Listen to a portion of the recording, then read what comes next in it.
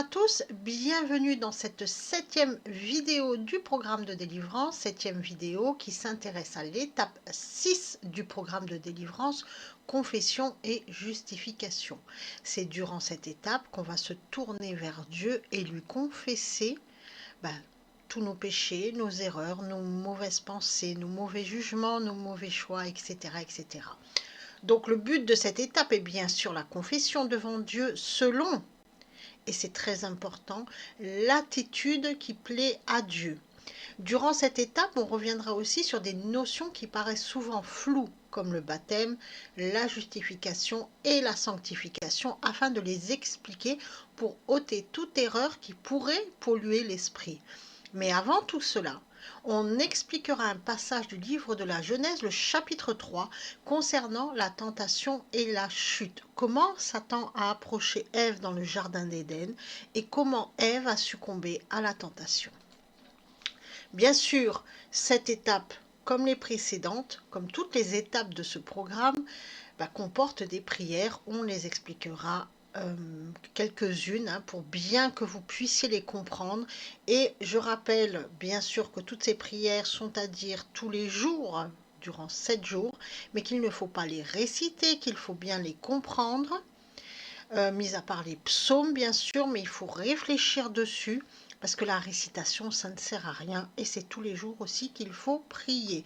Comme, bien sûr, la parole de Dieu, la lecture des textes de la parole de Dieu, donc des textes bibliques. Pareil, je rappelle aussi qu'il faut les lire tous les jours et bien sûr réfléchir dessus, parce que les lire sans la réflexion, ça ne sert à rien. En ayant un cœur d'enfant, donc le cœur de celui qui veut apprendre, qui veut se laisser enseigner par Dieu. Commençons, comme à notre habitude, par donner des clés de compréhension de la parole de Dieu. Et là, on va s'intéresser à un texte de Genèse chapitre 3, versets 1 à 6, qui parle de la tentation et la chute. Donc on va comprendre quelle est la stratégie de Satan. C'est toujours la même qu'il met en place pour nous faire entrer finalement en tentation, afin que les mauvaises pensées se transforment en paroles ou en actions. Et là, pour Ève, ça a été une action, celle de manger le fruit de l'arbre de la connaissance du bien et du mal. Lisons ce texte ensemble. Or, le serpent était le plus fin des animaux des champs que l'Éternel Dieu avait fait. Et il dit à la femme: est-ce que Dieu aurait dit, vous ne mangerez pas de tout arbre du jardin? Et la femme répondit au serpent: nous mangeons du fruit des arbres du jardin, mais du fruit de l'arbre qui est au milieu du jardin, Dieu a dit, vous n'en mangerez pas et vous n'y toucherez pas, de peur que vous ne mouriez.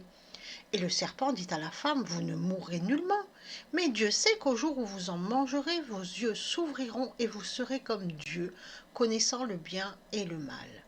Et la femme vit que l'arbre était bon à manger, et qu'il était agréable aux yeux, et que l'arbre était désirable pour devenir intelligent. Et elle prit de son fruit et en mangea. Et elle en donna aussi à son mari qui était avec elle, et il en mangea. L'arbre qui était au milieu du jardin, on va se poser un petit peu et réfléchir. C'est la réponse que Ève donne au serpent quand il lui pose la question: est-ce que Dieu aurait dit, vous ne mangerez pas de tout arbre du jardin? Et elle répond: nous mangeons de tous les fruits du jardin, sauf du fruit de l'arbre qui est au milieu du jardin. Dieu a dit, vous n'en mangerez pas et vous n'y toucherez pas. Mais on va revenir sur l'ordre de Dieu. Qu'a dit Dieu? Quel était son ordre, le commandement qu'il a donné à Adam?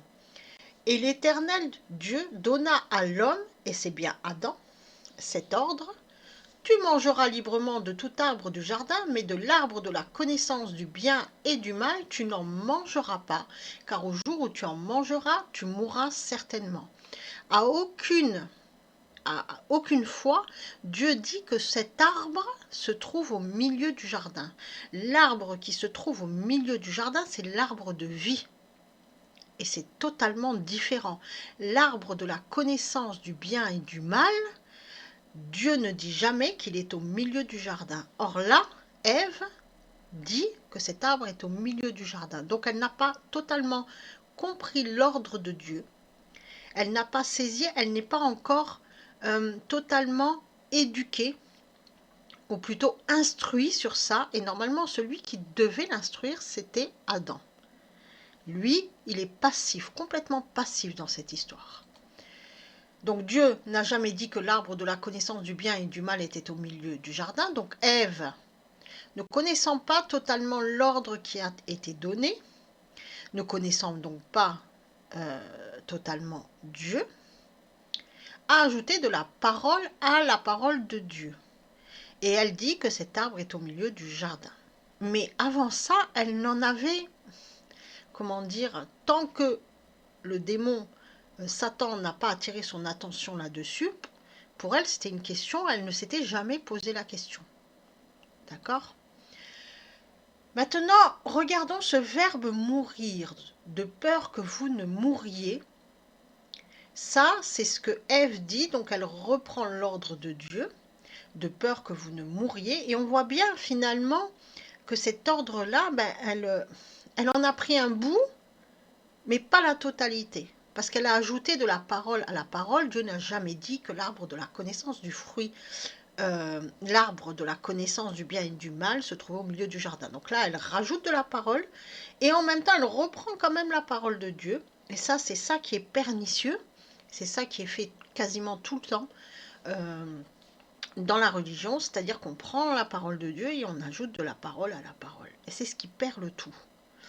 Donc là, ce verbe mourir, qui est repris par Ève et qui est repris de la même façon par le serpent, par Satan. Vous ne mourrez nullement. C'est ce que Satan lui répond. Mais non, vous n'allez pas mourir, vous ne mourrez nullement. Voyons, en Genèse chapitre 2, verset 17, lisons ensemble l'ordre véritable de Dieu. Mais de l'arbre de la connaissance du bien et du mal, tu n'en mangeras pas, car au jour où tu en mangeras, tu mourras certainement. Mourras. Donc là, on retrouve ce verbe mourir. Littéralement, dans le texte en hébreu, il est écrit 2 fois ce verbe mourir avec 2 orthographes différentes. Donc on a, je ne vais pas le prononcer, mais on a 2 fois ce verbe. Donc ça veut dire tu mourras certainement. Okay. Le verbe donc est répété 2 fois. Et l'on comprend alors qu'il y a 2 morts. Dieu parle ici de 2 morts. Dieu dit littéralement à Adam, tu mourras des 2 morts. C'est pour ça qu'il répète ce verbe. La première mort, c'est la mort du corps physique, c'est-à-dire le décès. Donc là, il lui dit attention. C'est-à-dire que si tu manges de ce fruit, toi qui es immortel dans le jardin d'Éden, ton corps, à un moment donné, il peut mourir, c'est-à-dire tu peux décéder. Donc ton enveloppe charnelle, ce qui est fait de matière. Et tu vas retourner à la poussière. C'est d'ailleurs après ce qu'il dit beaucoup plus tard, une fois que le péché est consommé, qui dit ton corps retournera à la poussière d'où tu es sorti. Donc l'homme, s'il mange, il devient mortel, c'est la première conséquence. La seconde mort, c'est la mort de l'esprit, c'est-à-dire que l'homme peut perdre l'immortalité de son esprit. L'esprit est immortel, pas le corps, puisque le corps retourne à la poussière.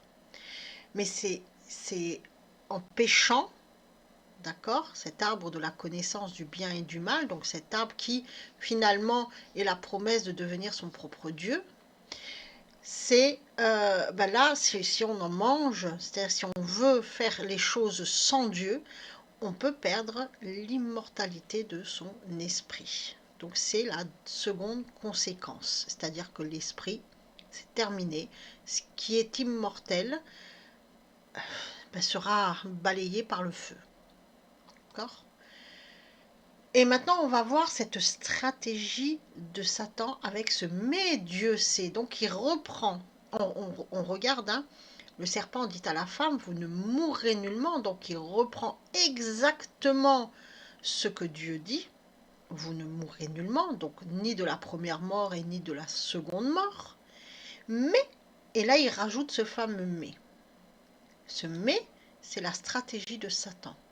La stratégie de Satan, c'est de tout rendre relatif par le oui, mais ou le non, mais de tout dissoudre, finalement de dissoudre le oui, la vérité, de l'amoindrir afin qu'il devienne un demi-oui ou un demi-non. Et donc on obtient quoi? Ben, une demi-vérité, une vérité qui n'est pas totale. Et donc une demi-vérité, ben, c'est un mensonge, parce qu'on met un mensonge, on mêle un mensonge dans la vérité. C'est la stratégie de Satan, toujours. Et alors tout devient relatif, chacun pouvant construire sa propre vérité. C'est le principe même du satanisme, c'est la ruse de Satan. Le relativisme, avec l'ajout du mais qui va mélanger la vérité au mensonge, qui va amoindrir la vérité. Et comprenez bien que Satan ne fait que suggérer le mais. Et c'est l'homme en fait qui va agir, qui va intégrer ce mais en se disant ah oui, oh, ok, moi ça me plaît parce que ça me plaît à mon ego, donc voilà, le mais bien sûr, au moins je sais que ben, je peux devenir là, dans le cas là, je vais pouvoir devenir un être comment euh, égal à Dieu, parce que c'est la promesse de Satan, mais Dieu sait qu'au jour où vous en mangerez, vos yeux s'ouvriront et vous serez comme Dieu, connaissant le bien et le mal. Vous n'allez pas mourir, hein, ni d'un ni d'autre, bon, on sait très bien que mais si vous en mangez, vous allez devenir comme Dieu. Et donc là, l'homme entend, et il se dit ah, et là il commence à réfléchir, et c'est la mauvaise pensée qui va se matérialiser. Ici donc, cette mauvaise pensée va se matérialiser chez Ève. Ajoutons que Jésus-Christ nous a dit, et on peut le lire en Matthieu chapitre 5 verset 37, voici les paroles de notre Seigneur Jésus-Christ, que votre parole soit oui, oui, non, non. Ce qu'on y ajoute vient du malin. Et d'ailleurs en Apocalypse, les tièdes seront vomis de la bouche de Dieu. D'accord? C'est-à-dire qu'il faut qu'on soit ou oui, ou non, mais jamais dans le oui, mais, ou dans le non, mais. C'est-à-dire qu'on va dissoudre en fait ce qui est absolu dans le relatif. Et donc on va faire une vérité relative. La vérité relative n'est pas la vérité absolue de Dieu. Maintenant regardons la suite du texte. Et la femme vit, le verbe voir, que l'arbre était bon à manger. Donc en fait, Satan, il a attiré l'attention d'Ève sur l'arbre de la connaissance du bien et du mal. Ève ne savait même pas, jusqu'à présent, elle n'avait pas regardé cet arbre. Elle s'en était complètement, elle s'en foutait. En plus, elle dit qu'il est au milieu du jardin, mais finalement, on ne sait pas s'il est au milieu du jardin. Dieu ne l'a jamais dit. Donc pour elle, c'est un arbre parmi tant d'autres. Elle ne s'est jamais vraiment penchée dessus. Et là, Satan attire son attention sur cet arbre-là. Qu'est-ce qu'elle fait? Elle se retourne, elle le voit. Et là, une fois qu'elle le voit, elle le considère. Oh, il est bon à manger. Et là, elle le scrute. Et plus qu'elle le scrute, plus qu'elle le regarde, plus elle le trouve agréable aux yeux et désirable. Ève a regardé l'arbre du fruit de la connaissance du bien et du mal, elle a regardé son fruit et elle a considéré que le fruit était beau et bon à manger. Satan a tourné son attention vers le visible, vers ce qui paraît. Le péché est ainsi entré par l'indécence, la vue, et c'est toujours ce qu'il fait. C'est-à-dire qu'il attire l'attention vers quelque chose qu'on voit, et donc il nous montre, par exemple, sur quelque chose qu'on voit, c'est quelqu'un sur les réseaux sociaux qui a 1 million de followers et nous, quelque part, on va le convoiter, on aimerait bien faire la même chose, etc., etc. Donc il nous attire toujours vers ce qui est visible. Par exemple, les belles constructions, waouh, ça veut dire qu'en fait, celui qui a une belle maison, il a bien réussi sa vie, il vit confortablement. C'est vraiment le visible sans jamais aller dans le spirituel. Maintenant que l'on a vu la stratégie de Satan, le fait qu'il attire notre attention et qu'il dissout la vérité absolue dans, dans- qu'il en fait une vérité relative en y ajoutant le mais, on va voir, on va donner une autre clé de compréhension et celle-ci, elle va concerner le baptême. C'est vrai qu'on nous parle souvent du baptême de l'eau et du baptême de l'Esprit Saint. On fait la distinction entre les deux et souvent dans la religion, on baptise par l'eau et ensuite on reçoit lors, je crois que c'est des rituels. Hein, alors je sais plus trop, je vais peut-être dire une bêtise. Dans l'Église catholique, on reçoit le baptême de l'Esprit Saint quand on fait pas sa communion, mais sa confirmation, enfin quelque chose de genre. Voilà, donc vraiment, on a ritualisé tout ça et nous, on va aller regarder ce qu'il en est en vérité selon la parole de Dieu. Le baptême de l'eau, c'est le baptême de Jean-Baptiste, d'accord? On va lire ce texte en Matthieu chapitre 3, verset 11, ce que nous dit Jean-Baptiste lui-même. Pour moi, je vous baptise d'eau en vue de la repentance. En vue de la repentance. Donc il appelle tout le monde à se repentir. Mais celui qui vient après moi, c'est Jésus, est plus puissant que moi. Et je ne suis pas digne de lui porter ses souliers. C'est lui qui va vous baptiser, qui vous baptisera d'Esprit Saint et de feu.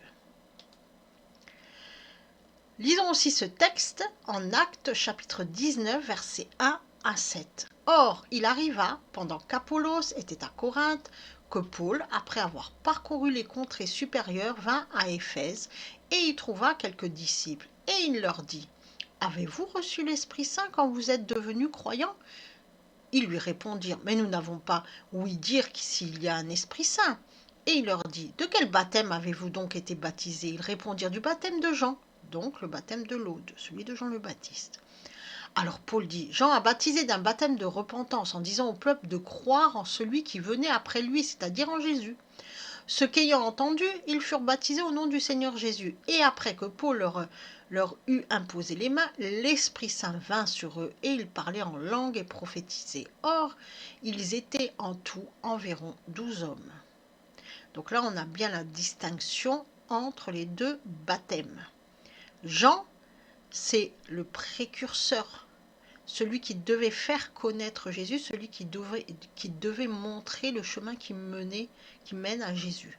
D'accord? Celui qui devait dire, il arrive, le royaume de Dieu est proche, repentez-vous. Donc, le baptême de l'eau est donc un baptême de repentance. Et on va lire ce texte en Matthieu, chapitre 3, versets 1 à 2. Or, en ces jours-là, paraît Jean-Baptiste prêchant dans le désert de Judée en disant « Repentez-vous, car le royaume des cieux s'est approché. » Donc c'est vraiment un baptême de repentance, un baptême qui prépare à l'acceptation de Jésus-Christ. Okay? Mais ça, c'était avant la venue de Jésus-Christ. Maintenant, regardons le baptême de l'Esprit et tout va se mettre en place. Lisons ce texte de 1 Pierre, chapitre 3, versets 18 à 22. « Car Christ aussi a souffert une fois pour les péchés injustes, pour une multitude, on devrait même dire d'injustes.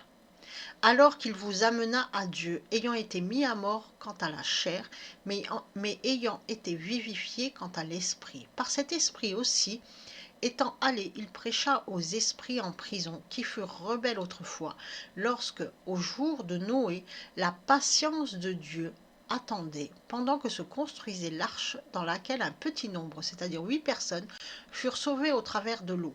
C'était une figure. Dans l'accomplissement, le baptême vous sauve aussi maintenant. Non le baptême qui consiste dans le dépouillement des souillures de la chair, mais celui qui est la demande adressée à Dieu d'une bonne conscience par la résurrection de Jésus-Christ, qui est à la droite de Dieu, étant allé au ciel, ange, autorité et puissance, lui étant soumis.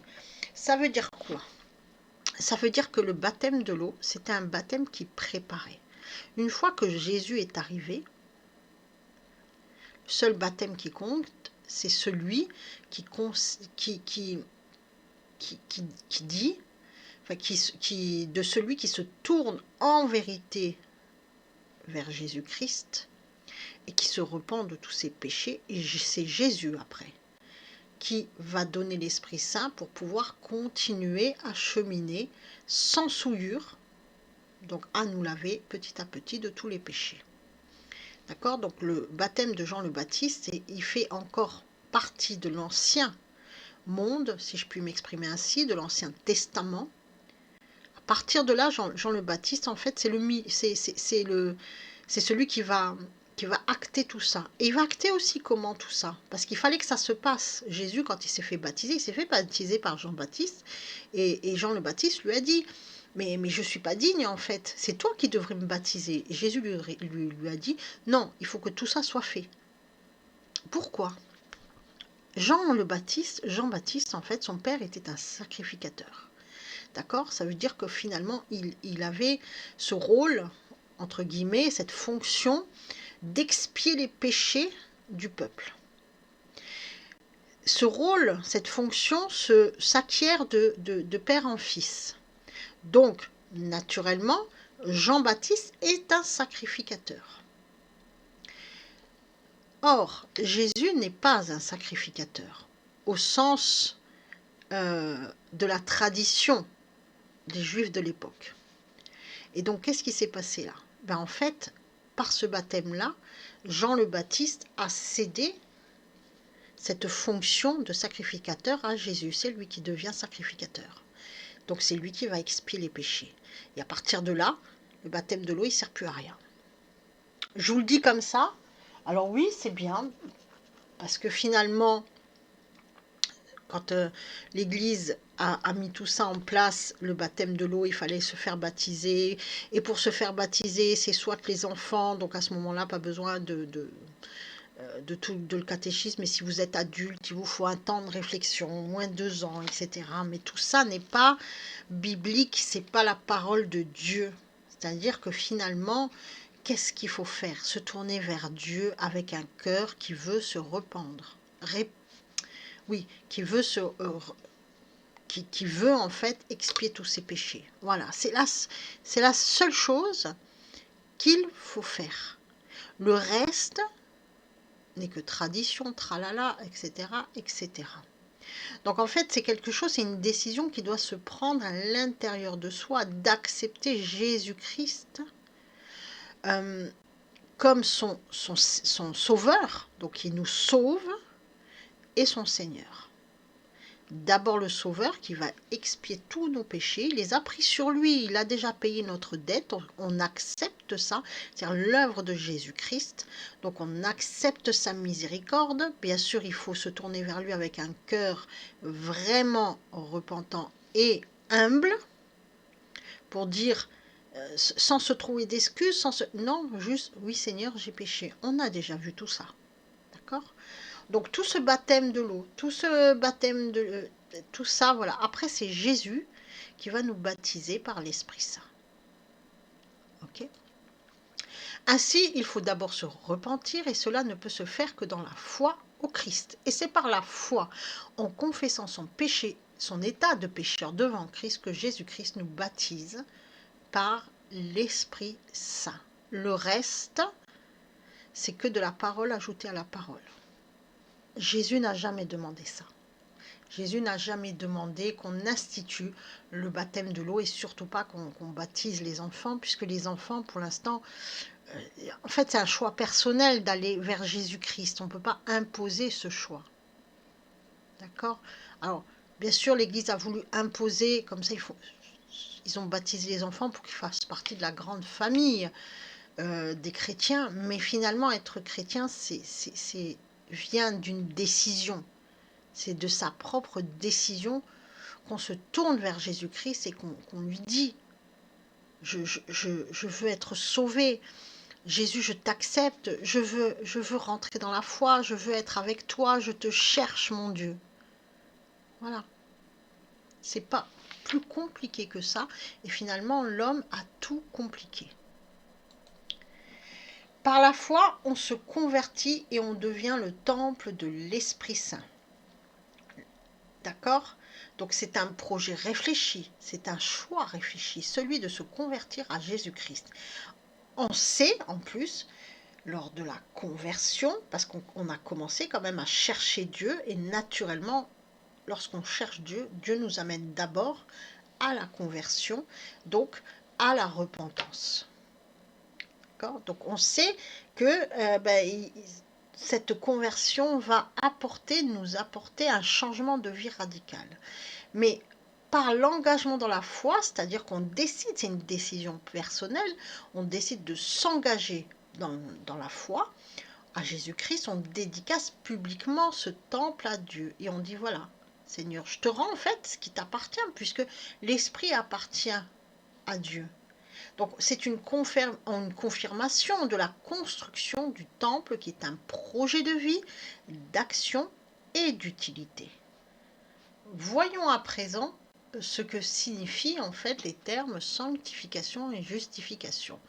Et en réalité, on va s'apercevoir que c'est une marche dynamique avec Dieu. On ne cesse de marcher, on ne cesse de vouloir s'améliorer, de devenir un disciple de Christ en vérité. Et donc pour cela, il y a des étapes, il y a une démarche, il y a toute une démarche, une construction qui se met en place. Alors, première chose, c'est d'abord la prise de conscience de son état de pécheur. Donc on est convaincu qu'on est pécheur. C'est la première étape en se disant « Ouh, mais oui, mais finalement, j'ai déplu à Dieu, j'ai rejeté Dieu, j'ai fait ci, j'ai fait ça. » Voilà, donc c'est une prise de conscience de son état de pécheur. Cette prise de conscience va mener à la repentance. Donc c'est le regret profond d'avoir offensé Dieu, parce qu'on se rend compte que Dieu, notre Dieu, est un Dieu d'amour. Et donc on l'a offensé. Et là, on s'en rend compte. Donc c'est un changement de conception et de disposition qui se fait à l'intérieur de soi. Ensuite, la repentance, bien sûr, va mener à la confession, qui est l'acte par lequel on reconnaît ses péchés devant Dieu, dans cette attitude humble, et on va lui confier tous ses sentiments les plus profonds, donc notre tristesse, nos regrets, etc. etc. La confession, bien sûr, c'est un acte total de foi. Donc là, on va grandir dans la foi. C'est-à-dire la confiance totale en Dieu, le Créateur, le Père, et au Fils Jésus-Christ que l'on reconnaît comme son Sauveur, mort pour expier les péchés. Donc là, c'est la foi de toute l'œuvre de Jésus-Christ. On reconnaît Jésus-Christ comme son Sauveur. Et c'est une foi, une confiance, parce que si on n'a pas confiance, on ne peut pas se confesser. Et cette foi, forcément, va mener à la conversion sincère et totale. Donc la conversion, c'est l'acte volontaire qui consiste à se détourner du mal pour se tourner vers Dieu. Donc c'est le désir de plaire à Dieu. Et là, forcément, il y a beaucoup de changements dans nos habitudes qui vont se mettre en place dans nos habitudes et notre façon aussi de penser, d'appréhender les choses. Cette conversion, bien sûr, elle va s'accompagner, elle va mener jusqu'au pardon. C'est l'acte de grâce par lequel Dieu enlève nos péchés et parce qu'il nous pardonne, il nous donne la force de pardonner à celui qui nous a fait aussi du mal. On le verra à la prochaine étape. Donc là, Dieu, il nous rend libres de se détacher en fait de tous nos liens qui entravent notre marche dynamique, des liens du péché qui nous rendent esclaves et bien sûr du mal que les autres nous ont fait, on le verra, ou de ce qu'on a vécu, de nos mauvaises de tout ce qu'on a vécu et qui ont laissé des traumatismes et qui ont laissé des traces. Donc c'est la délivrance. Cette délivrance, ce pardon, va mener à la justification, qui est l'acte par lequel Dieu déclare juste, c'est-à-dire acquitter le pécheur repenti. D'accord? Et on continue notre marche tranquillement jusqu'à la nouvelle naissance.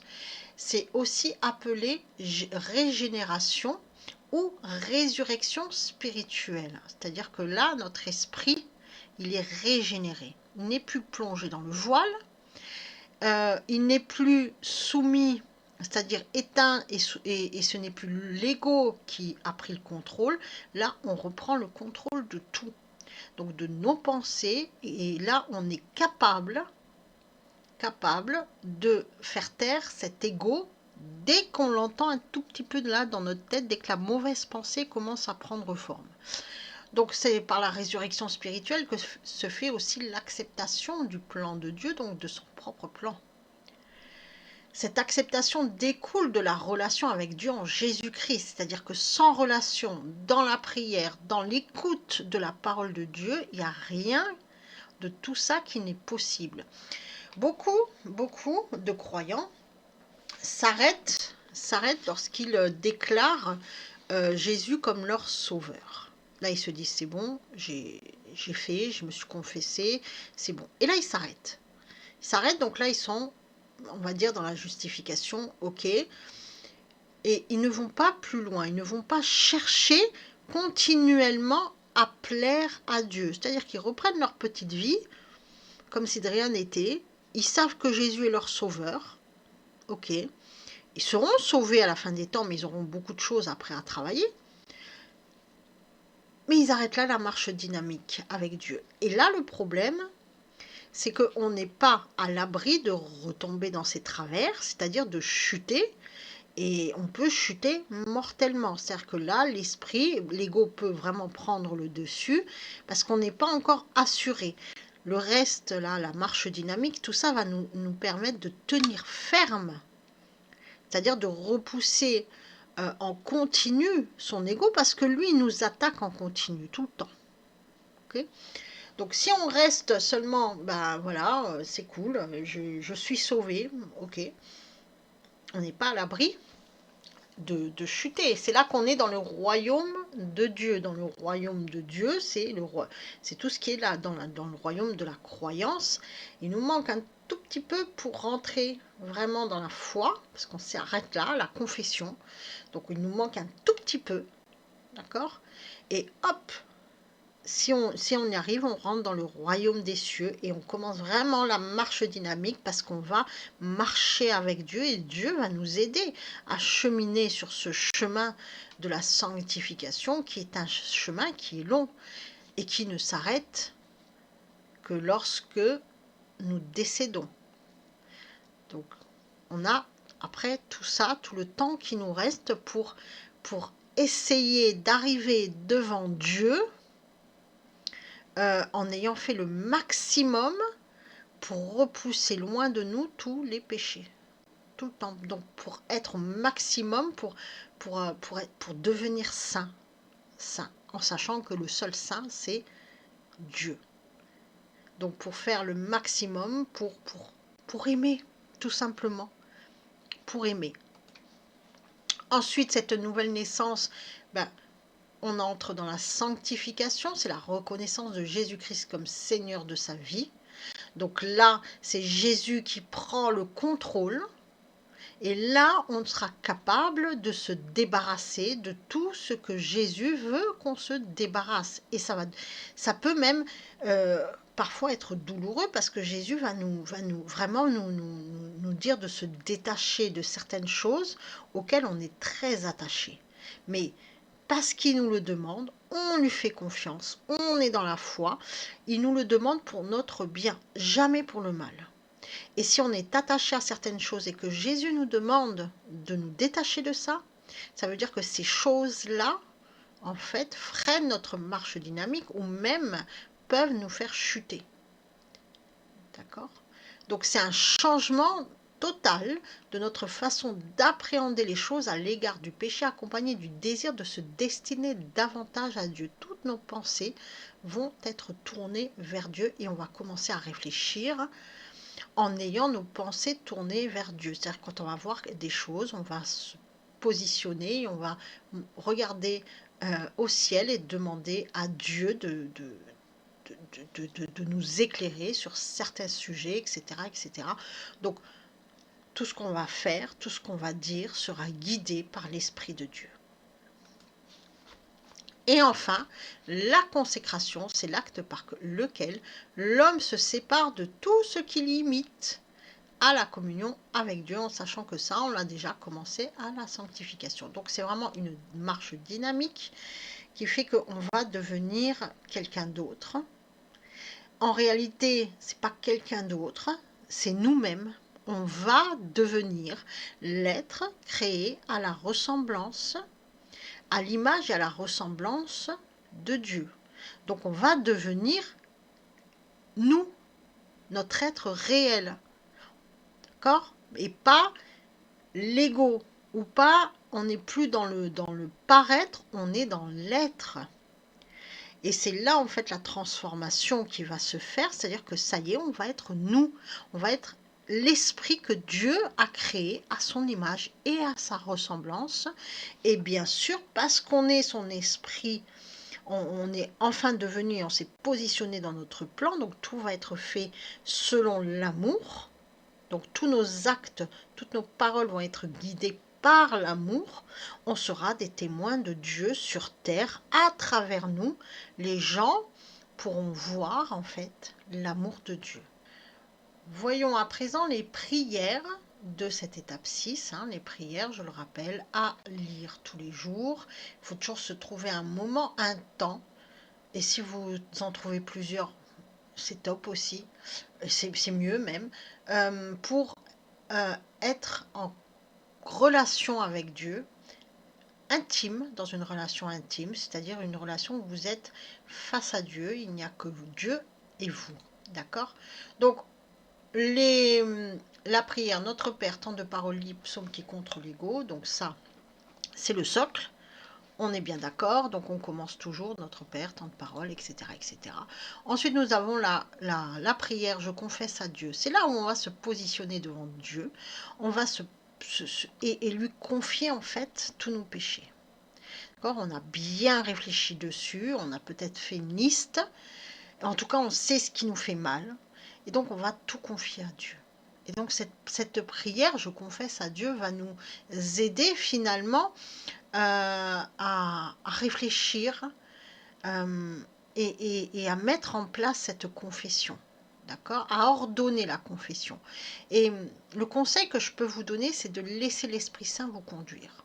Et au fur et à mesure, des péchés vont revenir à votre mémoire. Rappelez-vous, je confesse à Dieu, vous allez la lire au moins 7 fois durant cette étape, plus s'il le faut. Et donc à chaque fois, en fait, il y a des choses qui vont revenir à votre mémoire, vous allez réfléchir dessus.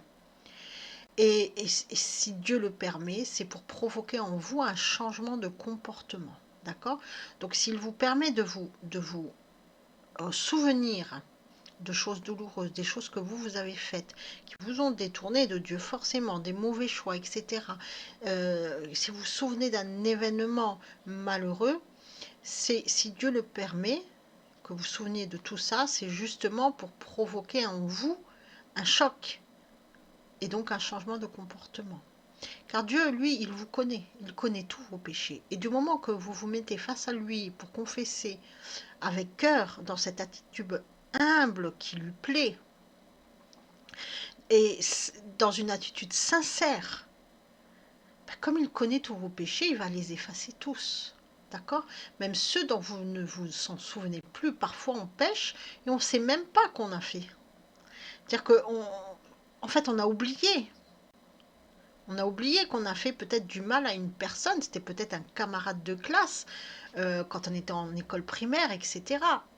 On ne sait même plus, on s'en souvient plus. Certains événements vont revenir à la mémoire, d'autres, qui sont peut-être, ça c'est Dieu qui juge, il va les effacer.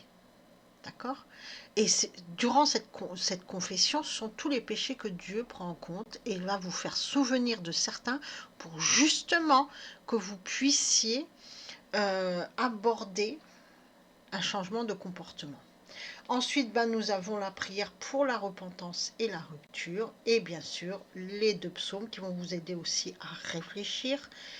Prière pour la délivrance et le psaume 51, la repentance. Voyons à présent la parole de Dieu, donc les textes que je vous demande de lire tous les jours et de réfléchir surtout sur ces textes-là. Donc on a Ésaïe, un texte d'Ésaïe, c'est le cantique d'Ézéchias, vous allez voir, c'est magnifique. Le texte de Luc sur la brebis perdue, c'est la parabole de la brebis perdue. Et un texte de Matthieu, c'est le moment où Jésus appelle Matthieu, qui quand même était un pécheur, un publicain, qui était aux yeux du peuple un pécheur. Souvenez-vous, pour vous aider en fait à vous repentir, hein, nous allons lire ensemble une parole de Jésus-Christ, notre Seigneur, il nous dit en Matthieu chapitre 4 verset 17, dès ce moment Jésus commença à prêcher et à dire « Repentez-vous, car le royaume des cieux est proche. » D'accord? Cette bonne nouvelle, parce qu'on nous parle souvent de la bonne nouvelle et c'est cette bonne nouvelle qu'il faut apporter aux autres. Quelle est cette bonne nouvelle? Ben, c'est celle de dire le royaume des cieux est ouvert à tous ceux qui se repentent. C'est-à-dire à ceux qui renoncent à leurs péchés pour obtenir la miséricorde de Dieu, tous ceux qui, en acceptant Jésus-Christ, toute l'œuvre de Jésus-Christ sont sauvés. C'est ça la bonne nouvelle.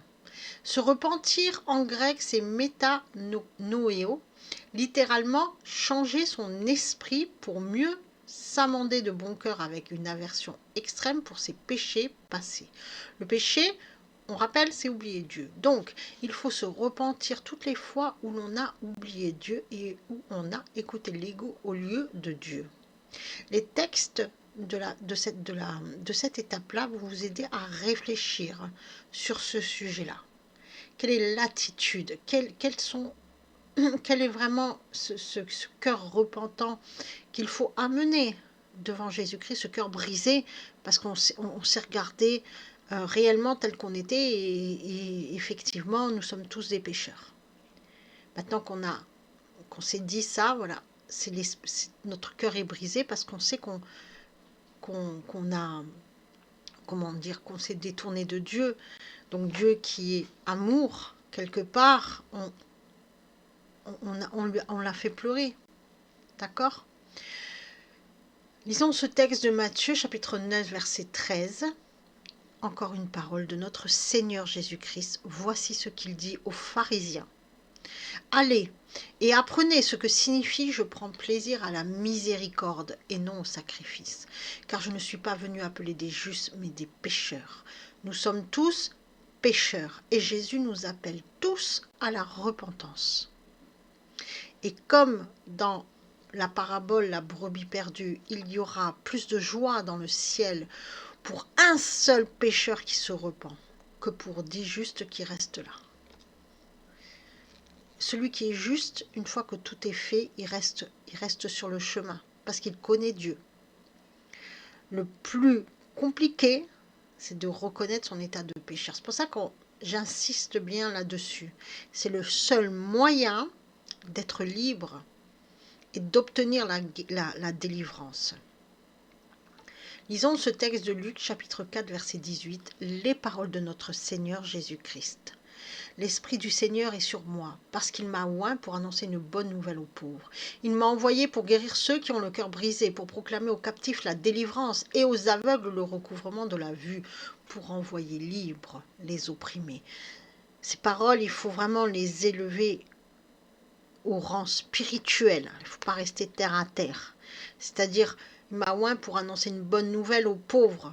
C'est quoi cette bonne nouvelle? C'est que le royaume des cieux est ouvert à tous ceux qui vont se repentir. Et les pauvres, ce sont ceux qui ne sont pas remplis de grâce de Dieu, parce qu'ils ont oublié Dieu. Ils sont pauvres en grâce, en fait. Maintenant, si on reste terre à terre, on peut aussi dire que ces pauvres, ce sont les gens qui n'ont pas beaucoup sur terre, mais qui vont découvrir un véritable trésor dans le ciel. Mais si on reste sur le côté spirituel, ces pauvres sont justement ceux qui n'ont pas beaucoup rempli leur réservoir dans le ciel. Il m'a envoyé pour guérir ceux qui ont le cœur brisé. Et oui, et beaucoup ont eu des traumatismes, ont subi des choses dans leur vie. Avec Jésus, vous allez enfin trouver la consolation pour proclamer aux captifs la délivrance et aux aveugles le recouvrement de la vue. C'est-à-dire que le voile va être ôté, votre esprit va enfin pouvoir sortir du voile, de là où il est opprimé par l'ego. Et tout va se mettre en place parce que vous allez enfin voir la vérité. Une autre parole de notre Seigneur Jésus-Christ, et il les envoya prêcher le royaume de Dieu et guérir les malades. Guérir les malades, c'est la délivrance. On y reviendra, mais c'est exactement ça. C'est-à-dire que toutes nos maladies, tout ça, ça vient surtout, bien sûr, maintenant, nous vivons vraiment dans un environnement qui est très, très maladif, hein, où on nous fait manger de la mauvaise nourriture industrialisée. Il y a les OGM, nous vivons dans un monde très pollué, mais ça, c'est pareil, nous sommes attaqués donc de tous côtés, d'accord, mais Dieu est là.